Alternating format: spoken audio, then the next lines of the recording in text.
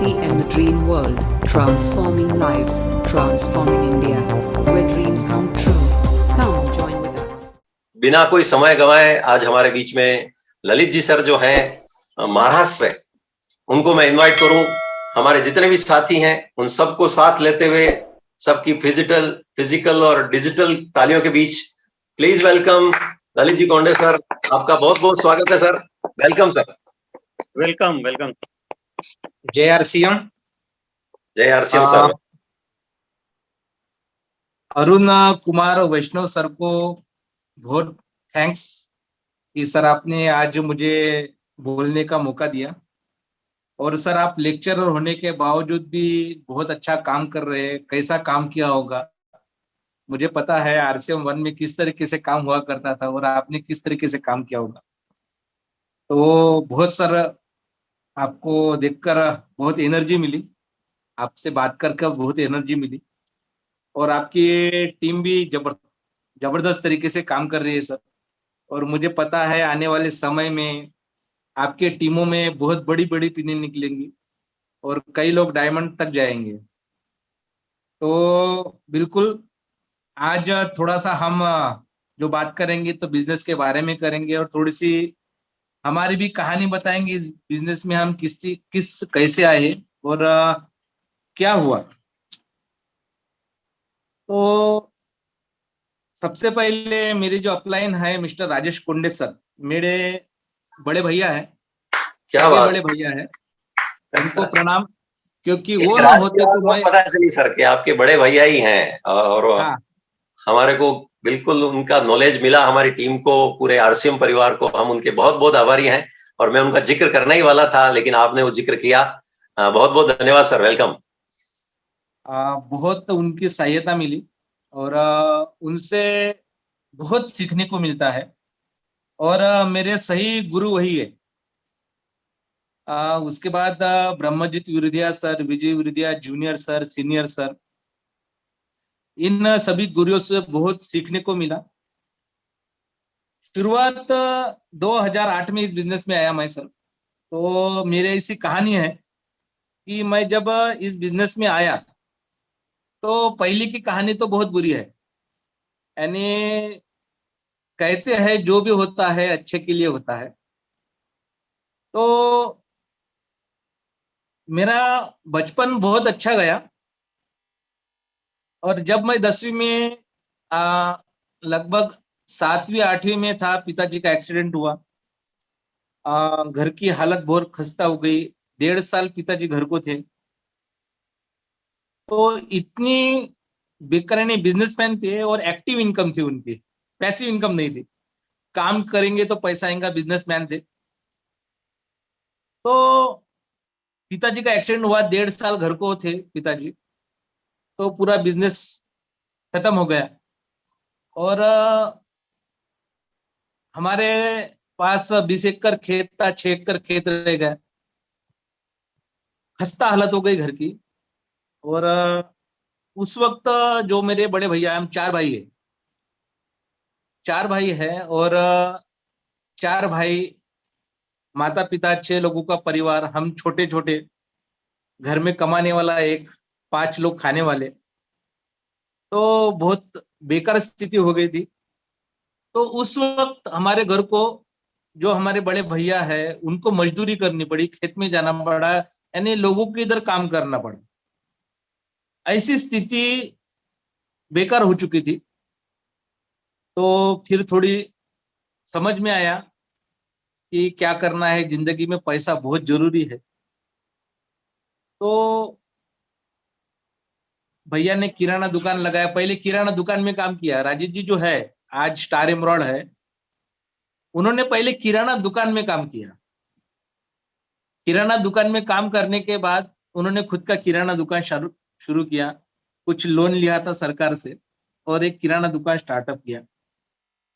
और उस वक्त मुझे एक दिमाग में बात घुसी थी कि पैसा बहुत जरूरी है और जो भी इंसान आज बिजनेस में आया वो पैसे के लिए आया।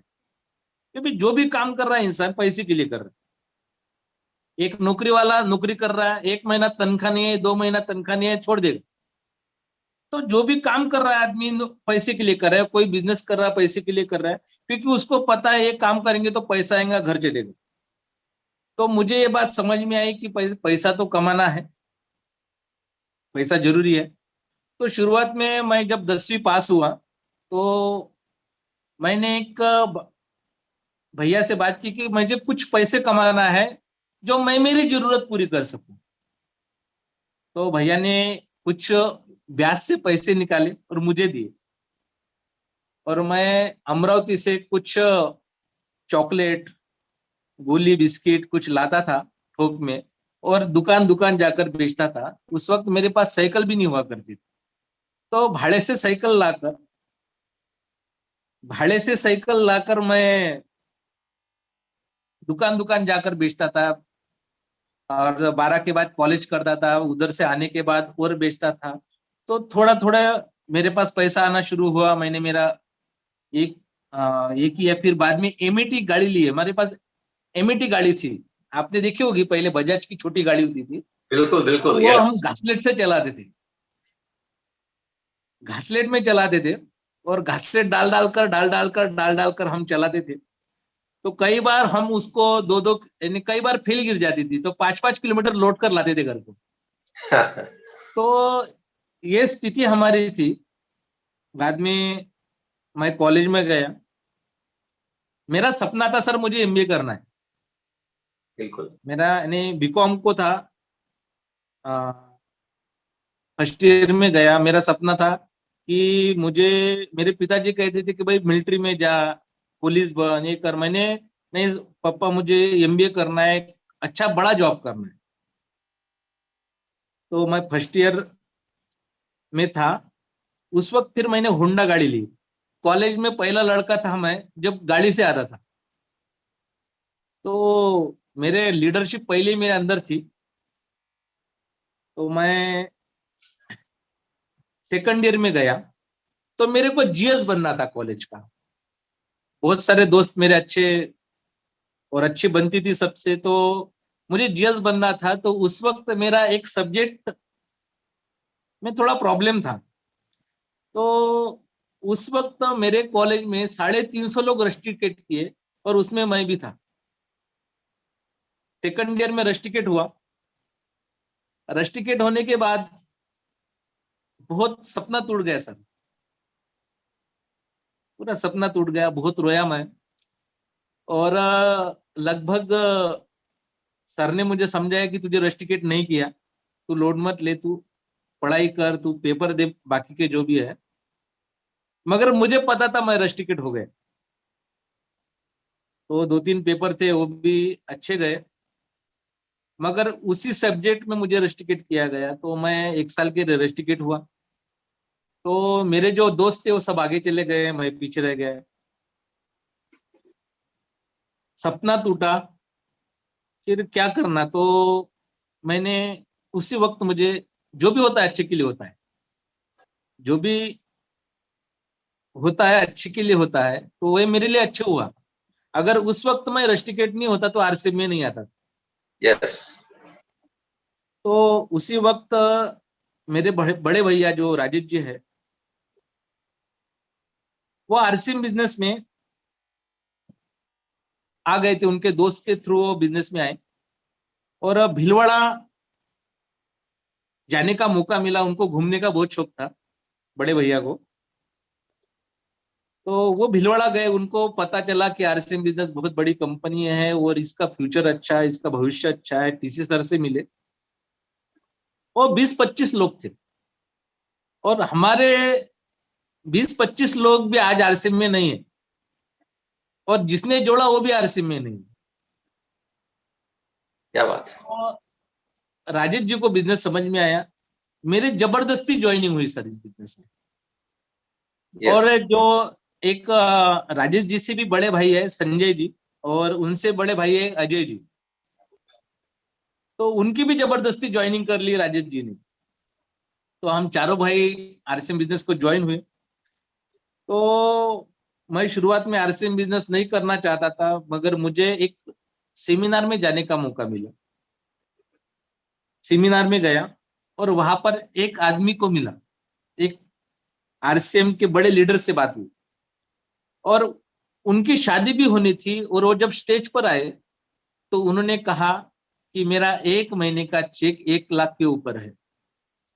ये बात है सब 2008 की। Yes sir. और उनका नाम है रितेश जैन सर।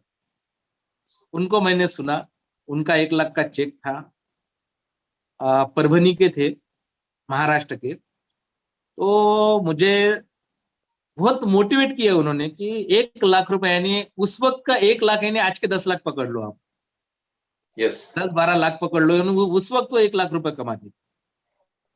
तो मुझे बहुत बड़ी दिखी कि भाई इस बिजनेस में हम अपने सपने पूरे कर सकते हैं, क्योंकि अभी तक जो भी कमाया था वो खत्म हो गया था मेरे पास, यानी कि जो भी कमाते थे वो खर्चा हो जाता था। तो बहुत सारी एजेंसी का मैंने काम स्टार्ट किया था, गुटखा बेचा मैंने, गुटखा खाया नहीं मगर बेचा। तो उसकी भी एजेंसी मेरे पास थी, मेरा अच्छा नाम हो गया था, एजेंसी में अच्छा काम था। तो फिर मैंने उसको, आरसीएम बिजनेस का पहला चेक मेरे घर को आया था सर, उस वक्त घर को चेक आता था। तो मैंने 2 ज्वाइनिंग की थी मेरे दोस्त की, और वो 2 ज्वाइनिंग करके कुछ मेरे मेन लेग भी कुछ ज्वाइनिंग हुई, बी लेग भी कुछ ज्वाइनिंग हुई। तो 425 रुपए का पहला चेक मेरे घर को आया बाय पोस्ट। और मैंने उस देखा कि भाई आरसीएम में पैसे आते हैं, काम करेंगे तो पैसे आएंगे। विश्वास हुआ, और विश्वास होने के बाद मैंने इस बिजनेस में काम स्टार्ट किया। तो काम स्टार्ट किया, काम को आगे बढ़ाया। तो उस वक्त फिर हमें आरसीएम से इनकम नहीं होती थी ज्यादा, क्योंकि शुरुआत थी।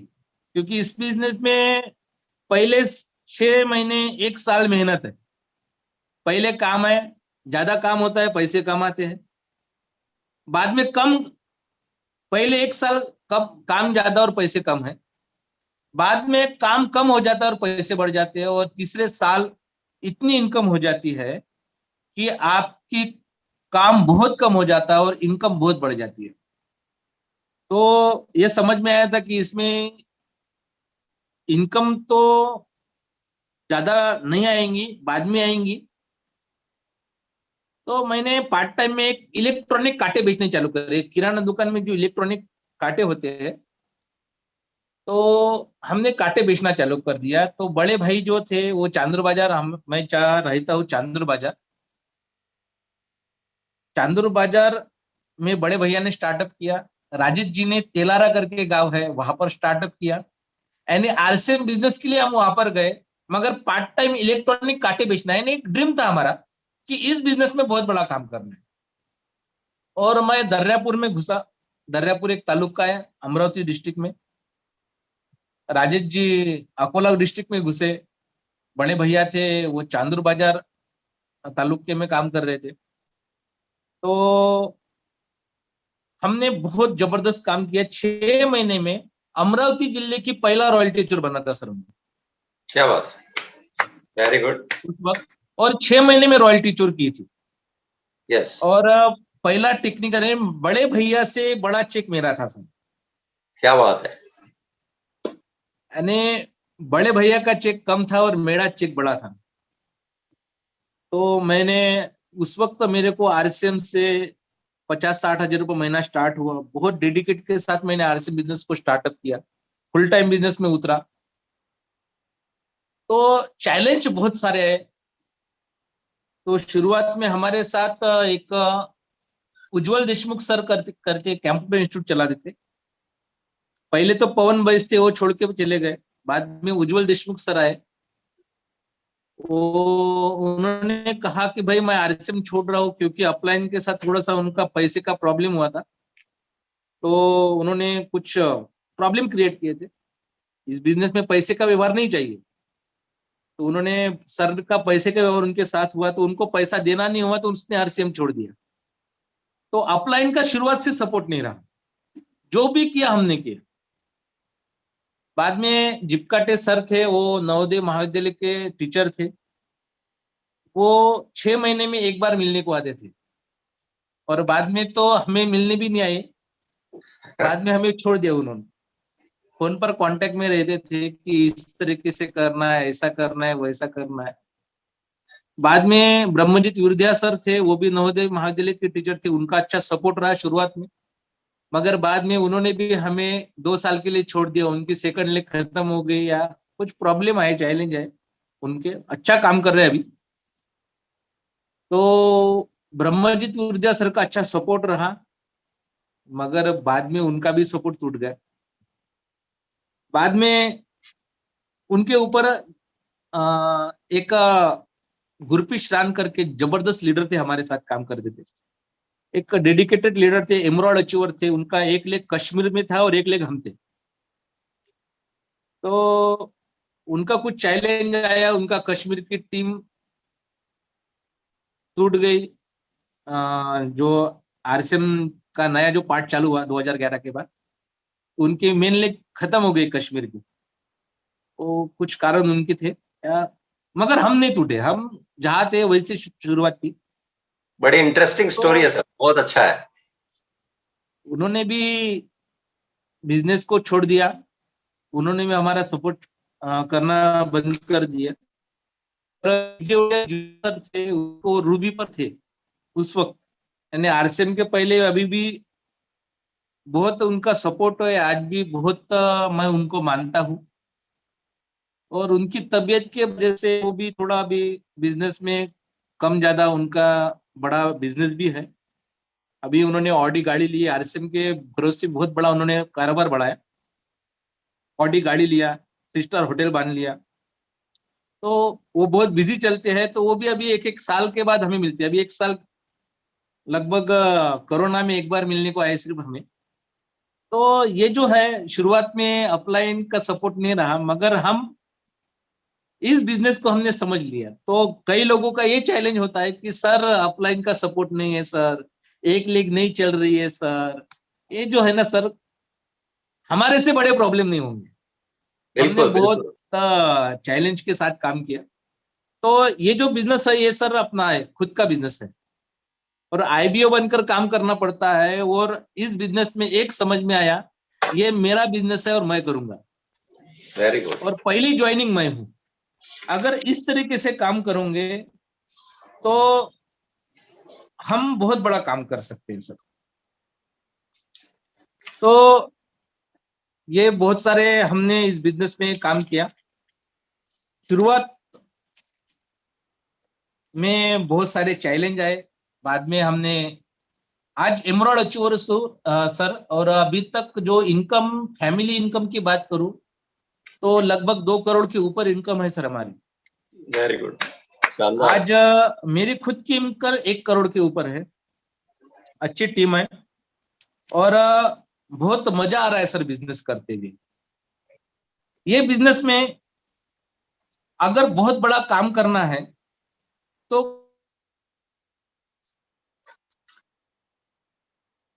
उनके साथ काम करना बहुत जरूरी है। अगर आप सिस्टम में, हमने शुरुआत से सिस्टम के साथ काम किया। हाँ, अगर अपलाइन का अगर अच्छा सपोर्ट रहता था वो बहुत बड़ी पिन होती थी, मगर सीखने को बहुत मिला। और आज इंडिया की बड़ी बड़ी पिन जानते हैं कि बहुत जुनूनी लोग हैं और बहुत डेडिकेट के साथ काम कर रहे हैं। तो यह बिजनेस जो है दोस्तों, ये भविष्य का बिजनेस है। 2 प्रकार के लोग इस बिजनेस में आएंगे, एक पराजित और एक अपराजित। एक पराजित, एक अपराजित, यानी हम शुद्ध भाषा में अगर समझ ले तो विजेता और भगोड़ा। एक विजेता होगा और एक भगोड़ा होगा। भगोड़ा होगा। और कई लोग क्या करते हैं, इस बिजनेस में 1-2 साल अच्छा काम करते हैं और बीच में बिजनेस को छोड़कर भाग जाते हैं। ये बिजनेस, आपको अगर इस बिजनेस में बहुत बड़ा काम करना है तो इसमें कंटिन्यूटी बहुत जरूरी है और डेडिकेशन बहुत जरूरी है। आपकी कंटिन्यूटी इतनी जरूरी है, 1 महीना अगर आपने इस बिजनेस को छोड़ा तो आप समझ लो 1 साल पीछे हो गए। आपको इस बिजनेस में अगर बहुत बड़ा काम करना है तो आपको लगातार काम करना पड़ेगा। तो आपका गोल बड़ा होना चाहिए। बिना गोल का आदमी जिंदा लाश की तरह होता है। मैंने एक उदाहरण डीटीडब्ल्यू में सुना था कि अगर आपका गोल नहीं तो आपका कुछ रोल नहीं। एक माता को कैंसर था। डॉक्टर कह रहे थे कि ये ज्यादा से ज्यादा 1 महीना तक जिंदा रहेगी, ज्यादा से ज्यादा 1 महीना, क्योंकि उसका ट्यूमर बहुत बड़ा था। Yes. और 1 महीना तक जिंदा रहेगी। तो 1 साल के बाद वो लेडी उस डॉक्टर के पास आई, और जैसे ही डॉक्टर ने उसको देखा वो हैरान परेशान हो गया कि ये 1 महीना जिंदा रहने वाली थी,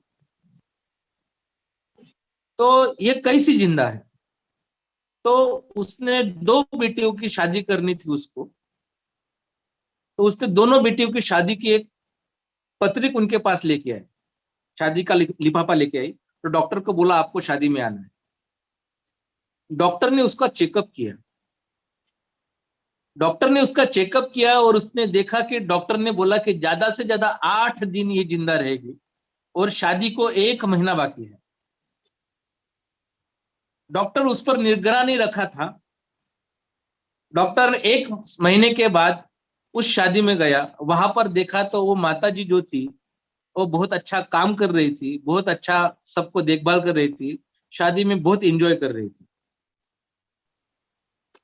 और वो डॉक्टर परेशान था कि ये कैसी जिंदा है, क्या बात है, ये जिंदा कैसी है, ये अद्भुत काम है। 8 दिन में मरने वाली औरत ये 1 महीने के बाद भी बिल्कुल तंदुरुस्त है, बहुत अच्छी काम कर रही है और बिल्कुल उसको लग नहीं रहा है कि कैंसर है।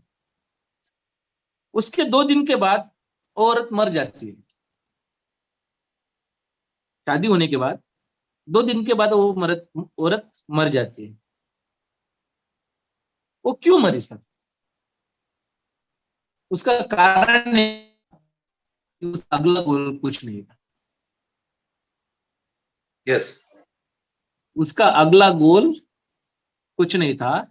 उसका एक गोल था कि उसके बच्चों की शादी करनी है, और उसकी शादी करनी थी उसको। तो उसने कभी दिमाग में ये लिया नहीं कि मुझे कैंसर है। और जैसे ही उसका गोल खत्म हो गया, बेटियां अच्छी हो गई तो मर गई। तो ऐसा ही इंसान का है, अगर आपका गोल नहीं है, आपका कोई टारगेट नहीं है, तो आप इस बिजनेस में बहुत बड़ा काम नहीं कर सकते हो। तो आपका गोल बड़ा होना चाहिए।